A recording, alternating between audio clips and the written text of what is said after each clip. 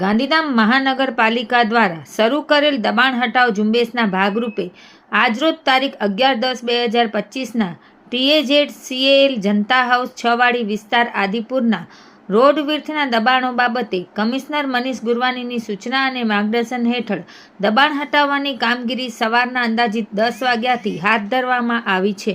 આ વિસ્તારના દબાણ દૂર કરવાથી ટ્રાફિકના પ્રશ્નો દૂર થશે તેવું મનપા દ્વારા જણાવવામાં આવ્યું છે.